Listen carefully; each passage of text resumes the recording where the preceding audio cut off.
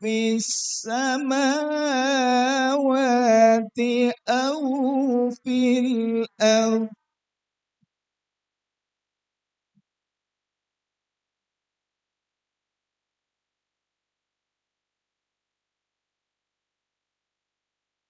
فتكون في صخرة أو في السماوات أو في الأرض يأتي بها الله إن الله لطيف خبير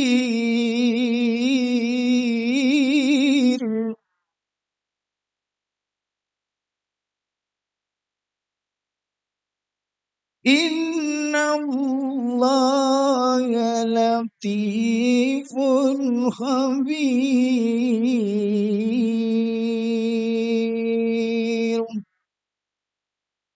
صدق الله العظيم. Assalamualaikum warahmatullahi wabarakatuh.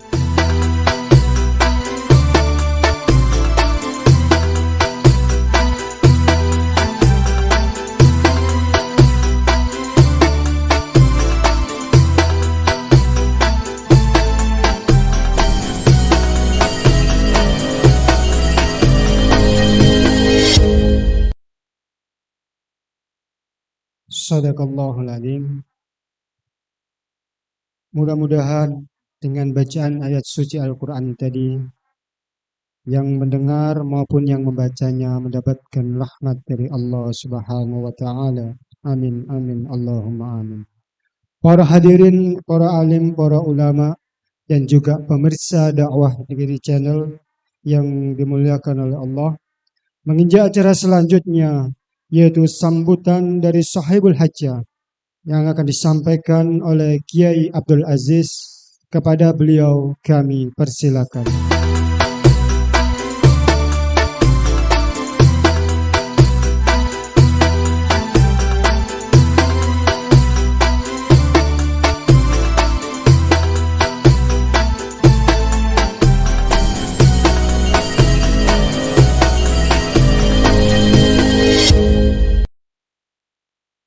Assalamualaikum warahmatullahi wabarakatuh. Bismillahirrahmanirrahim. Alhamdulillahi rabbil alamin. Wassalatu wassalamu ala rasulillah wa ala alihi wa mawala. Subhanaka la ilma lana illa ma 'allamtana innaka antal alimul hakim. Qala Allah Ta'ala fil Qur'anil Karim, a'udzu billahi minasy syaithanir rajim. Laqad arsalna rusulana bil bayyinati wa anzalna ma'ahumul kitaba wal mizan. وأنزلنا معهم الكتاب والميزان ليقوم الناس بالقسط وأنزلنا الحديد فيه بأس شديد ومنافع للناس وليعلم الله من ينصره ورسله بالغيب إن الله قوي عزيز. Alhamdulillah, kita bersyukur kepada Allah Subhanahu wa Ta'ala. Pada malam hari ini didudukkan Allah bersama para ulama, para asatidz, dan juga para pejuang untuk menegakkan agama Allah Subhanahu wa Ta'ala. Tentunya ini adalah nikmat yang sangat besar. Karena itu mari kita untuk semakin semangat, untuk semakin meningkatkan kerja kita kepada Allah Subhanahu wa Ta'ala, dan mudah-mudahan diterima sebagai amal yang sholih. Kami sebagai Sahibul Hajjah pertama berterima kasih atas kehadiran para ulama al-mukarram yang dirahmati Allah Subhanahu wa Ta'ala, atas kesediaannya untuk hadir di majelis ini. Dan tentunya tidak lupa kami mohon maaf apabila tidak bisa memberikan sambutan yang terbaik.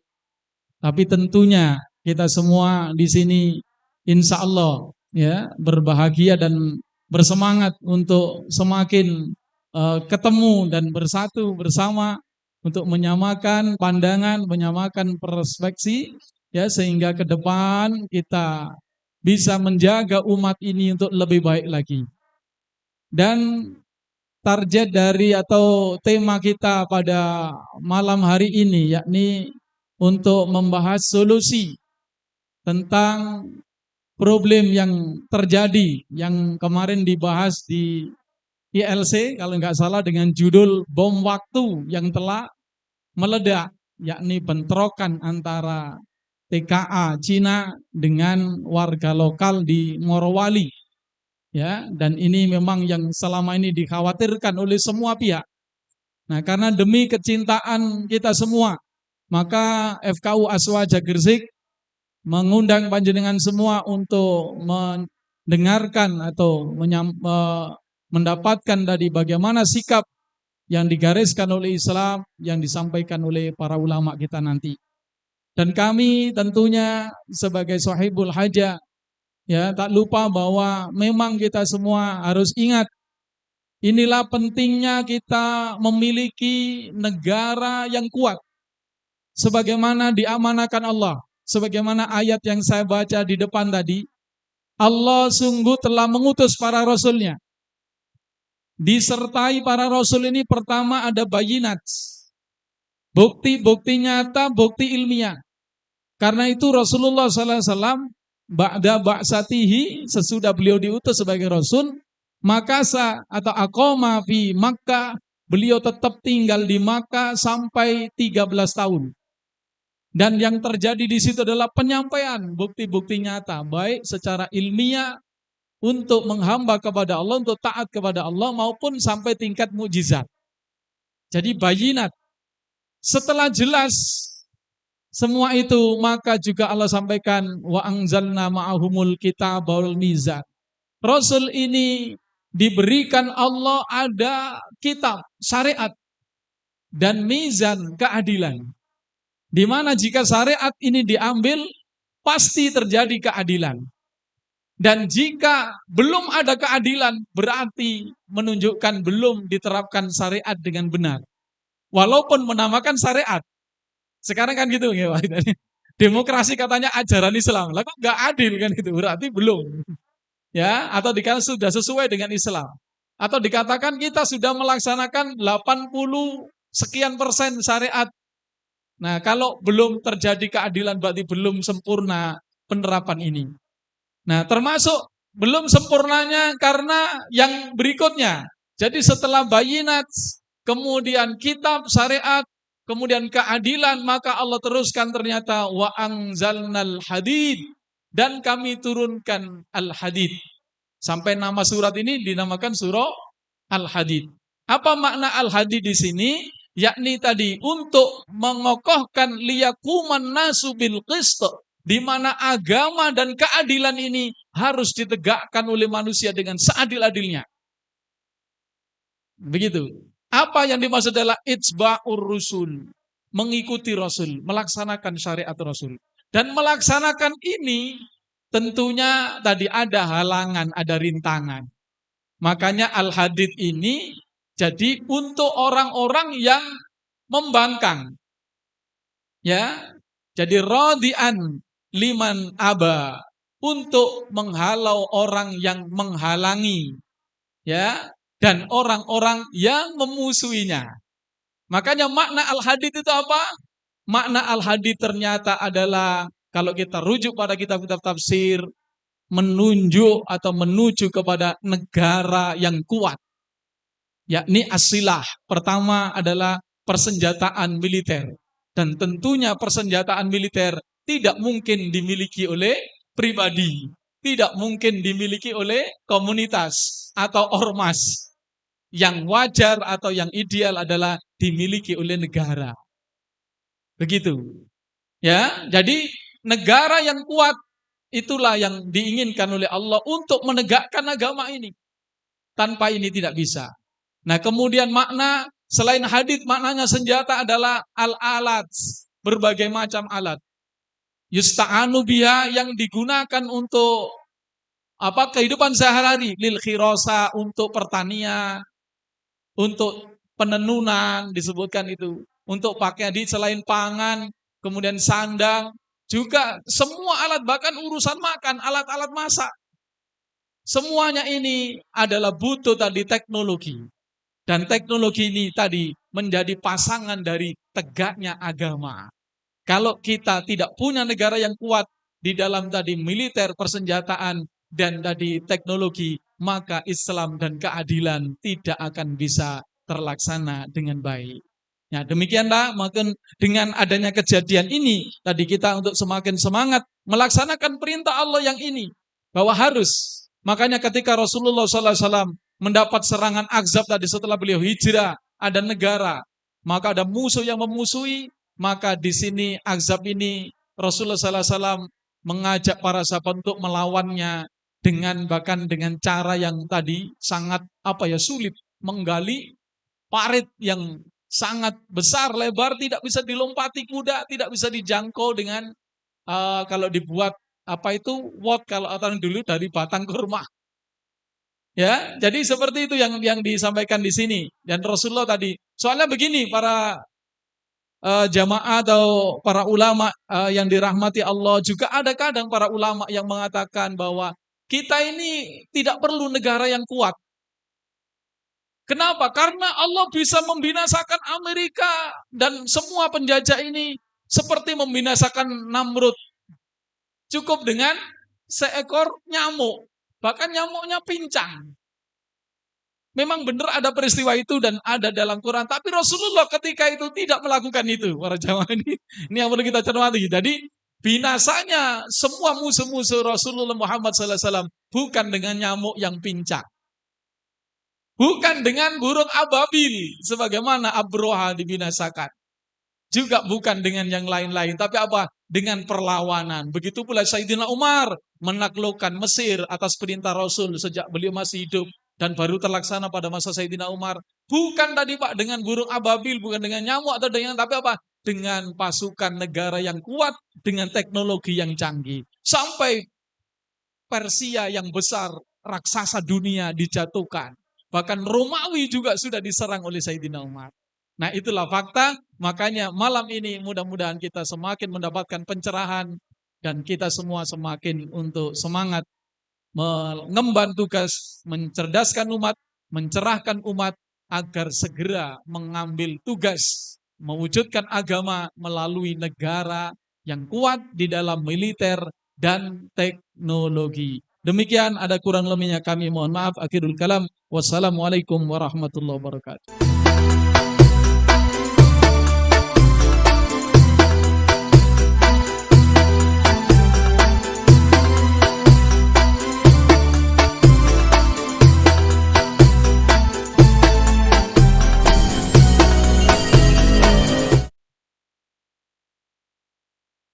Jazakallah khairan katsiran kepada Kiai Abdul Aziz yang sudah memberikan sambutan pada malam hari ini.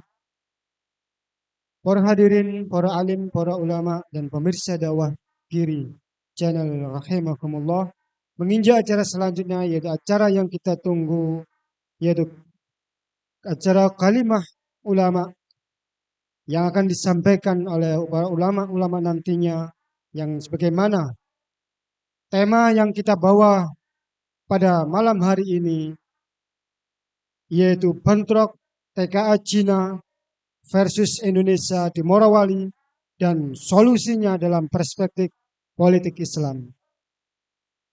Dalam acara kalimah ulama pada malam hari ini akan dibawakan oleh Kiai Abdul Latif. Kepada Kiai Abdul Latif kami persilakan.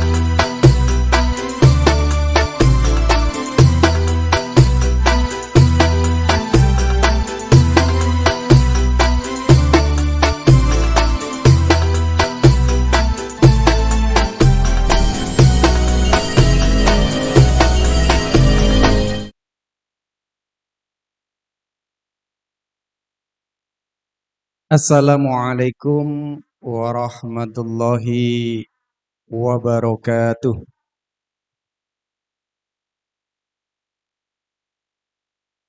Alhamdulillah.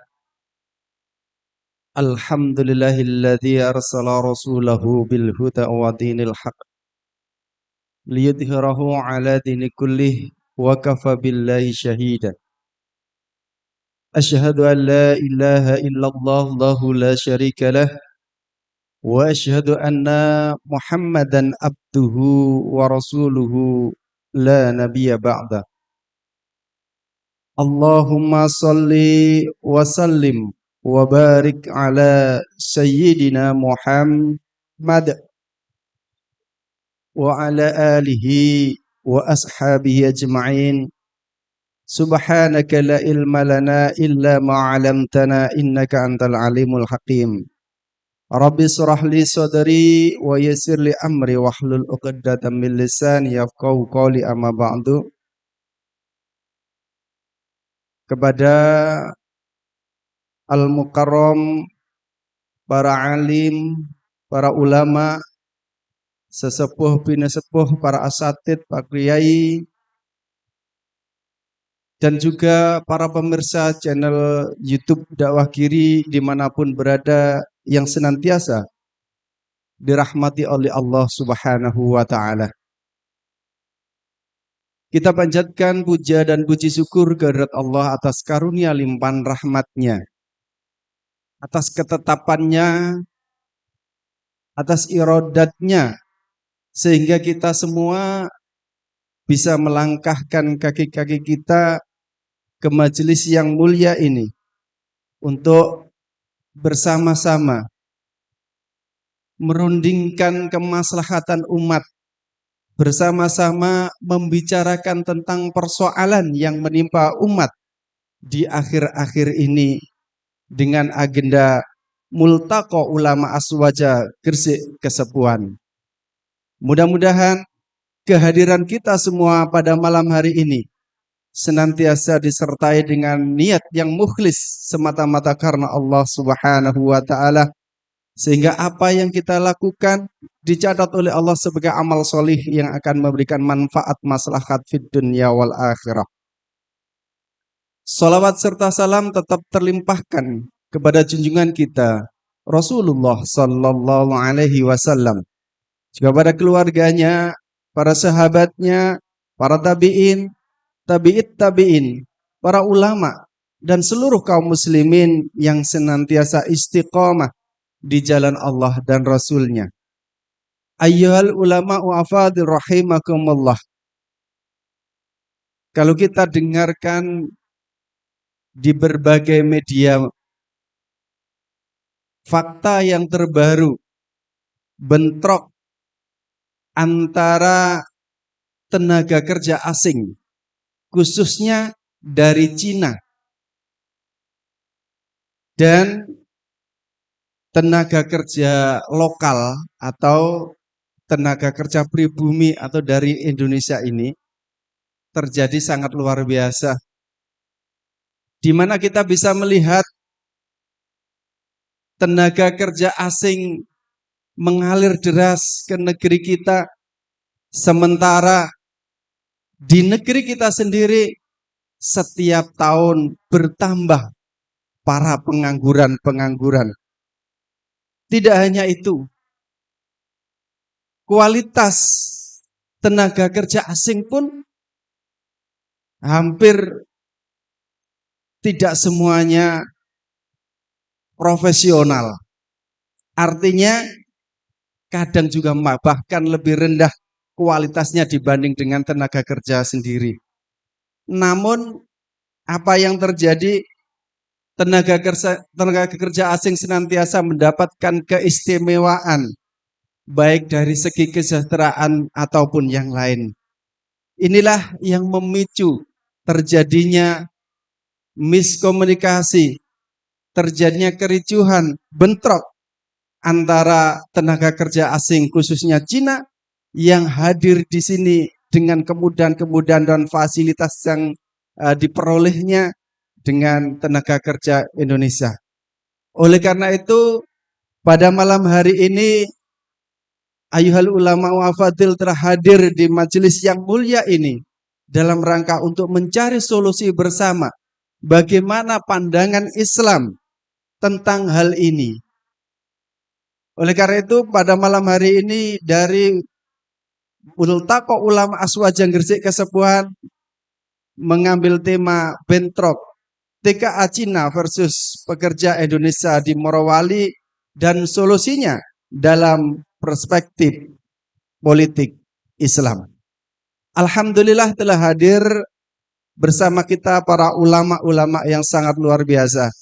Oleh karena itu eh, kita langsung saja dengarkan kalam minal ulama yang pertama yang akan disampaikan oleh Kiai Haji Muhajir. Namun sebelum itu saya sampaikan kepada segenap para pembicara, para kiai yang sudah mendapat kehormatan untuk bisa menepati tempat yang telah ditentukan. Satu, Al-Mukarram Kiai Haji Muhajir. Yang kedua, Kiai Haji Muhammad Najib. Monggo langsung menepati tempat yang sudah ditentukan.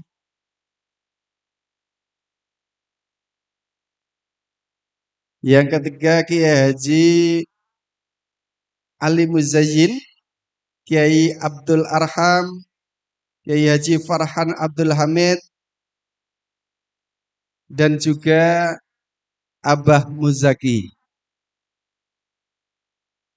Kepada nama-nama yang sudah tersebut untuk segera menempati tempat yang sudah disediakan.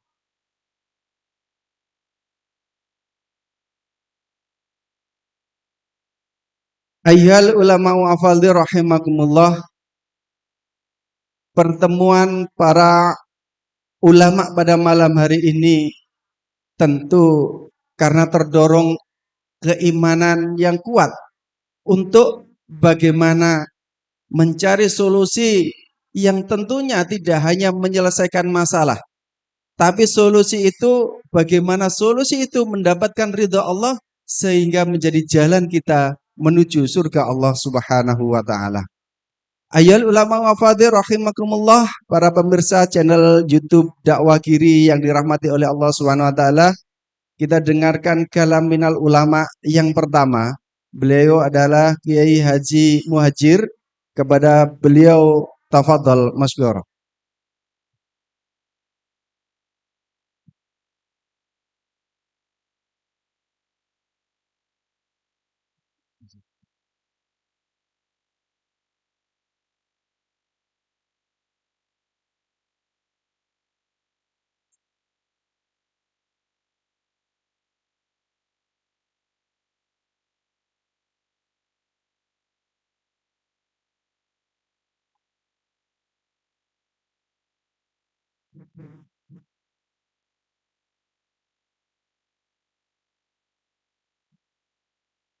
Bismillahirrahmanirrahim.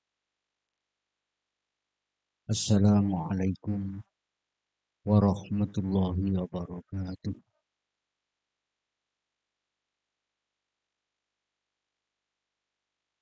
Bismillahirrahmanirrahim.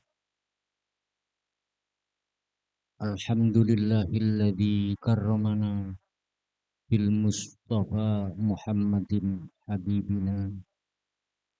Ya sayyidi salatu wassalamu alaika ya ra'ufun ya rahim. Wal ali qad usri'atil hawaiju bikal huda ridal futuhul faraju. Asyhadu an la ilaha illallah wahdahu la syarika lah. Wa asyhadu anna sayyidana Muhammadan abduhu wa rasuluhu la nabiyya ba'dah. Allahumma salli wa sallim ala sayyidina Muhammadin wa ala alihi wa ashabi ajma'in wa man tabi'ahum bi ihsanin ila yaumiddin. Amma ba'd. Hadratal muhtaramin ayyuhal afadil, para alim, para ulama, para kiai minal asatid, begitu juga wal masyayikh, wabil khusus sahibul bait sekeluarga, khususnya sekali Muqassimul Awqat yang dirahmati oleh Allah Subhanahu wa taala. Hadirin sekalian yang dirahmati oleh Allah Subhanahu wa taala, alhamdulillah pada malam yang penuh rahmat ini kita diberi kenikmatan oleh Allah yang luar biasa dapat bermuajahah, dapat bertemu atau bisa dikatakan multaqa, tidak saja bertemu dengan siapa-siapa, tapi multaqa adalah multaqa ulama. Tidak bertemu dengan orang umum, tapi kita dipertemukan oleh Allah dengan para ulama. Ini merupakan suatu keistimewaan. Sedangkan ulama itu sendiri adalah hamba Allah yang paling takut kepada Allah Subhanahu wa taala. Hadirin sekalian yang dirahmati oleh Allah Subhanahu wa taala, menyikapi tema yang kita bicarakan pada malam hari ini, tentunya para hadirin sekalian sudah ada mungkin yang sudah mendengar, ada yang sudah melihat, baik itu melalui media YouTube atau dari media elektronik yang lainnya, berkaitan dengan terjadinya bentrok tenaga kerja asing khususnya Cina dengan tenaga kerja lokal dari Indonesia khususnya yang ada di Morowali. Atau tadi dikatakan merupakan suatu bom waktu yang mengawali meledak. Walaupun letupan itu masih belum begitu besar, namun letupan itu sudah mulai meletup. Terjadinya bentrokan tenaga kerja asing, khususnya Cina versus tenaga kerja lokal, itu semuanya adalah dampak dari diundangkannya Undang-Undang Cipta Kerja atau Undang-Undang Omnibus Law. Ya mungkin selama ini ya ada bentrokan, namun bentrokan itu tidak sampai membawa korban dengan tenaga kerja asing. Tidak begitu berani. Masalahnya masih berlaku undang-undang ketenagakerjaan yang tidak diberikan keleluasaan untuk tenaga kerja asing. Tapi begitu undang-undang ketenagakerjaan dihapus dengan ditetapkannya undang-undang Cipta Kerja atau undang-undang Omnibus Law, di situ telah tampak bahwa keleluasaan daripada tenaga kerja asing, khususnya dari Cina, di Indonesia untuk melakukan sesuatu. Bahkan tidak menutup kemungkinan tenaga kerja asing, khususnya dari Cina, sudah dipersiapkan dengan segala konsekuensinya yang harus dihadapi. Bahkan mungkin ada yang dengar, bahkan telinga saya sendiri pernah dengar dan melihat melalui YouTube juga, bahwa sebetulnya tenaga kerja asing khusus dari Cina itu tidak sekedar tenaga kerja biasa. Itu adalah orang-orang yang terdidik, orang militan. Bahkan ada yang sebagian yang mengatakan kelihatannya saja tenaga kerja, tapi di situ adalah anggota angkatan dari Cina. Atau mungkin sekian 10 tahun, bahkan belum ada 10 tahun, 5 tahunan yang lalu. Ada Panglima TNI Jenderal Gatot Nurmantio kalau nggak salah. Sampai terjadinya Gatot Nurmantio diberhentikan itu kan karena dia mengomentari bahwa ada yang mengimpor senjata puluhan ribu yang tidak berhak untuk mengimpor, tapi itu mengimpor. Tidak menutup kemungkinan pada saatnya bom waktu akan meledak yang jauh lebih dahsyat. Sudah dipersiapkan sebelumnya. Senjata-senjatanya sudah dipersiapkan sebelumnya. Senjata sudah dipersiapkan. Undang-undang ditetapkan. Tinggal berjalan gitu aja. Tinggal tunggu waktu. Lah oleh karenanya hadirin sekalian yang dirahmati oleh Allah Subhanahu wa Ta'ala. Bukan berarti urusan ini adalah urusan mereka-mereka. Orang yang punya kepentingan. Apakah kita tidak juga punya kepentingan? Yang menjadi korban